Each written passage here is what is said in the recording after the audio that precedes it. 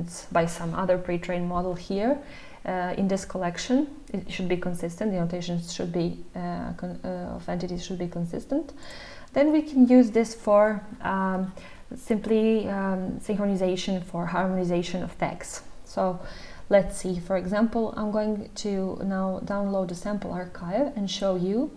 You can always use it just to test it, and you can use these test archives for every panel for preparation of your samples. So you see the content.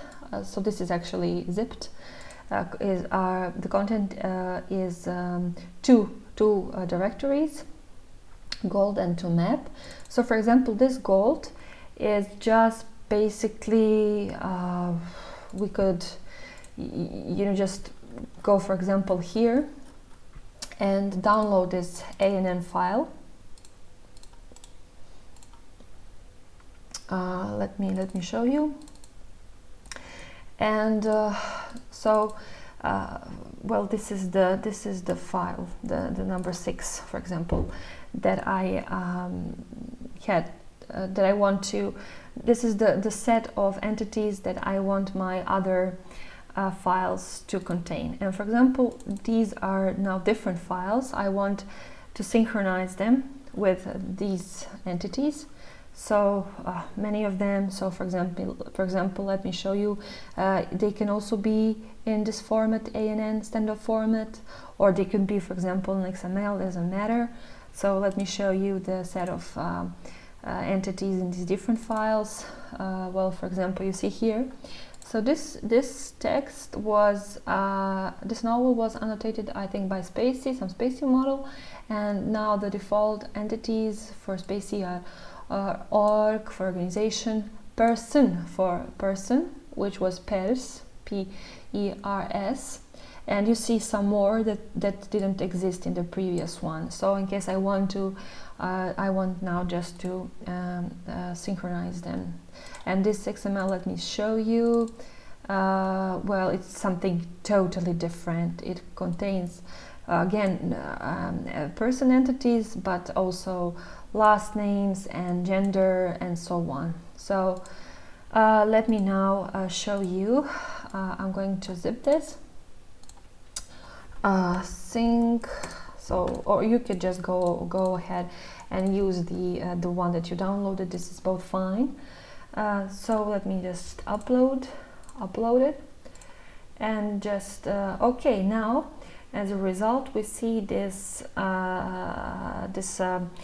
matrix of checkbox. So this demo, lock, pers, role, those are types of entities that were present in the gold in the files. It's a union of entities of all files in this gold folder. So actually, since this was only one file, these are the entities over here: demo, pers, lock, there it is, and so on. And all those different files, standoff or HML, they had, as we saw, different, totally different entities. So for example, I want to remove cardinal or date or event or facility, or no, maybe I want this to map to location, or this also language I want to remove, law. Okay, location should be just the same, so I can just ignore, or I can just choose map the location to location. Doesn't matter because it will have the same effect. And I will just, okay, so let me see, organization, well, no. And sorry, yeah, maybe this should go to rather to demo, and so on. Person, okay, now we have different entities of person. So person, yes. So all these should be mapped to person, and then okay, all these I'm just I want to get rid of them. And these are some other. These are not entities. These are actually just contained in the XML document, structural elements, so I will just ignore them. Okay, so I just wanted to show you different ways of using the ignore, remove and mapping. So let me just select download. Okay, so I will go directly to downloads folder, and here is the resulting document. So for example, let me see now, I think we opened this one. Okay, so for this is actually used for evaluation further with this last panel. And for the evaluation, since we basically tailored this panel to our needs, we ignore different lines, so in this format. So you see that there is E and R, and there are also A, so like attributes, relation, events, and so on. So we just for our evaluation in our cases, we want to go with text bound notation, so just entities and no other other types of lines. So this is why we see these empty lines, but they are not a problem at all. So you see that only the T lines remained, and now you can see that they're all pairs demo, so as we wanted. And let's go to the XML file, this one over here. So let me show you. You see that now it's all those different versions of person are now just mapped to pairs.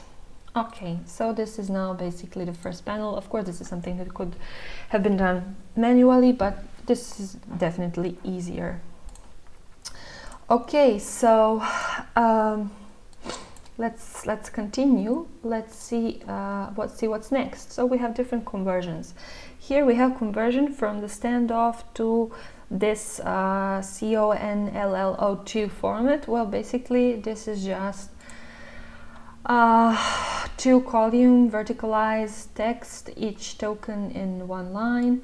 So one line, one token, and also each token is assigned its entity. In case if the token represents an entity, then for example, more tokens could represent one single entity. So in this case, this B represents begin entity, and I represents inside an entity, and O means outside of the entity. So for example, these are not entities, and this is why they are assigned letter O. Argentina is this is single token entity, so we begin an entity and we actually end it there, its location. Or also Wolf is we begin the entity person and we end there. And for example, Del Bosque, that's those both tokens represent one entity. So we begin entity with Del, and we are now with all the sequential tokens inside of the entity. So if there were more, for example, then it would also be here I, per, and so on. Okay, and now these are not entities, so they're assigned O. And then over here, this is Real Madrid, so this is also we begin the entity, and this is also inside of the entity. So this is the format. And now for some different platforms for image recognition and notation, instead of standard format, one can use also this CONLLO2, like Webano tool, for example.